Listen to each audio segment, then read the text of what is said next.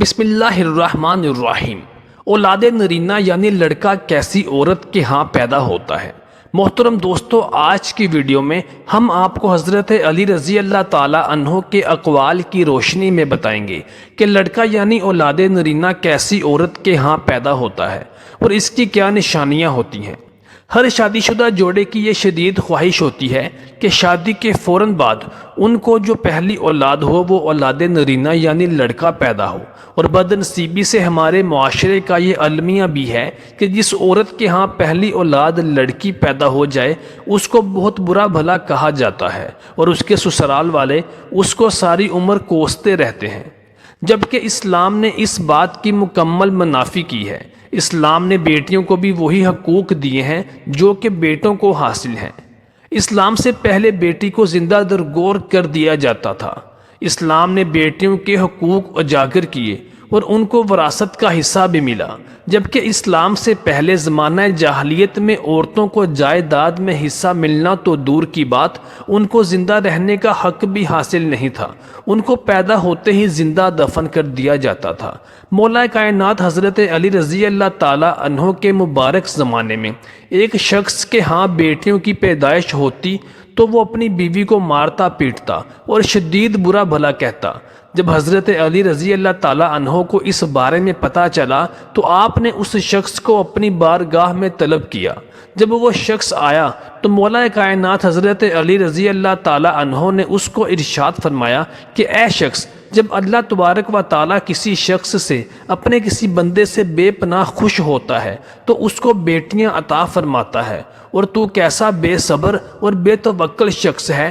کہ اللہ تبارک و تعالیٰ تجھے بیٹیاں عطا کر رہا ہے، اپنی رحمتیں اپنی نعمتوں سے نواز رہا ہے، اور تو اللہ کی نعمتوں سے کفر برت رہا ہے اور اپنی بیوی کو برا بھلا کہتا ہے، اس پر ظلم کے پہاڑ توڑ رہا ہے۔ یاد رکھ، نبی صلی اللہ علیہ وآلہ وسلم نے فرمایا کہ اپنی دو بیٹیوں کی پرورش کر کے ان کی شادی کرنے والا شخص جنت میں میرے ساتھ یوں ہوگا جیسے یہ دو انگلیاں ایک ساتھ ہیں۔ وہ شخص کہنے لگا، یا مولا کائنات، وقت سے پہلے کیسے پتہ چلتا ہے کہ عورت کے حمل میں لڑکا ہے یا لڑکی ہے؟ حضرت علی رضی اللہ تعالی عنہ نے ارشاد فرمایا کہ اے شخص، یہ تو اللہ تبارک و تعالیٰ کا علم ہے، وہی جانتا ہے کہ ماں کے رحموں میں اولاد لڑکا ہے یا لڑکی، لیکن اس کی کچھ نشانیاں تجھے بتا دیتا ہوں۔ اے شخص، یاد رکھ، اگر اپنی بیوی سے ہم بستری کرتے وقت تیرا مادہ منویہ تیری بیوی کے مادہ پر غالب آ جائے تو سمجھ جانا کہ ہونے والی اولاد لڑکا ہوگا،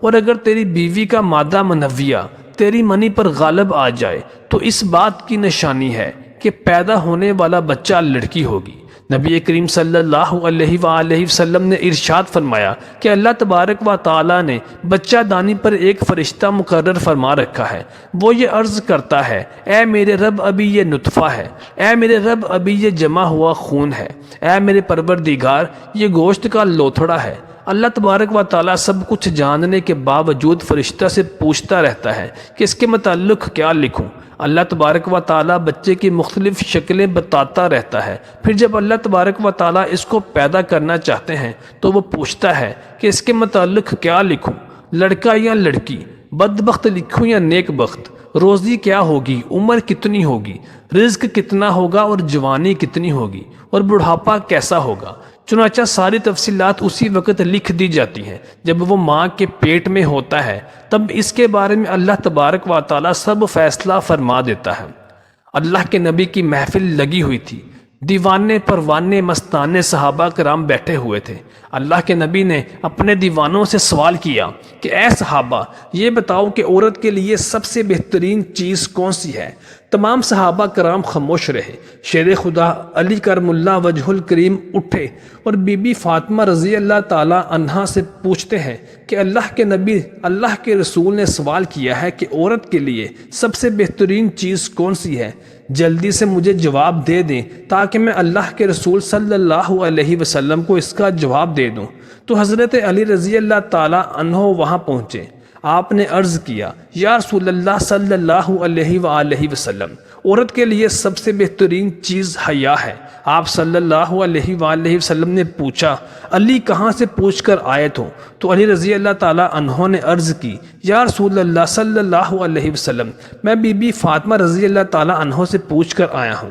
تو اللہ کے نبی صلی اللہ علیہ وآلہ وسلم نے فرمایا یقیناً یہ جواب فاطمہ ہی دے سکتی ہیں۔ سرور کائنات نبی صلی اللہ علیہ وآلہ وسلم نے ارشاد فرمایا جس مسلمان کے 3 بچے انتقال کر جائیں اللہ تعالیٰ ان بچوں پر فضل اور رحمت کرتے ہوئے ان دونوں میاں بیوی کو جنت میں داخل فرما دے گا۔ صحابہ کرام نے عرض کی جس کے 2 بچے فوت ہو جائیں، آپ صلی اللہ علیہ وآلہ وسلم نے فرمایا اس کے لیے بھی یہی اجر ہے۔ پھر فرمایا جس کا 1 بچہ فوت ہو جائے تو آپ نے فرمایا اس کے لیے بھی یہی اجر ہے۔ پھر فرمایا قسم ہے اس ذات کی کہ جس کا قبضہ قدرت میں میری جان ہے، جس عورت کا کچا بچہ فوت ہو جائے یعنی اس کا حمل ضائع ہو جائے، بچہ مر جائے لیکن پھر بھی وہ اس پر صبر کرے تو بچہ اپنی ماں کو نافذ کرتا ہوا جنت میں لے جائے گا۔ نبی صلی اللہ علیہ وآلہ وسلم نے ارشاد فرمایا کہ غصہ شیطان کے سبب ہوتا ہے اور شیطان آگ سے پیدا کیا گیا ہے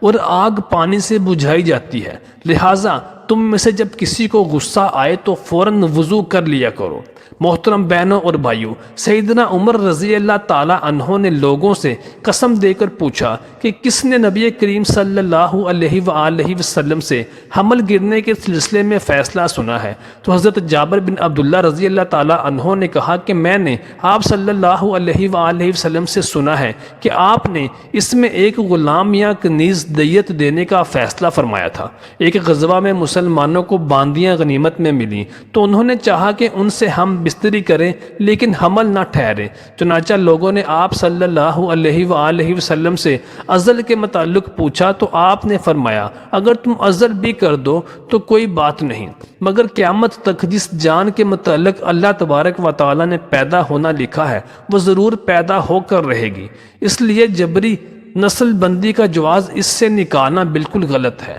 اور مجاہد نے قرضہ سے بیان کیا ہے، انہوں نے ابو سعید خضری رضی اللہ تعالی عنہ سے سنا اور انہوں نے بیان کیا کہ نبی معظم صلی اللہ علیہ وآلہ وسلم نے ارشاد فرمایا کہ کوئی بھی جان جو پیدا ہونے والی ہے اللہ تبارک و تعالیٰ اسے ضرور پیدا کر کے ہی رہے گا، اور اللہ تعالیٰ سے دعا ہے کہ اللہ تعالیٰ ہم سب کو دین حق پہ چلنے کی توفیق عطا فرمائے۔ محترم دوستو، ہمارے چینل کو ضرور سبسکرائب کر دیجئے اور ویڈیو کو لائک اور شیئر کر دیجئے۔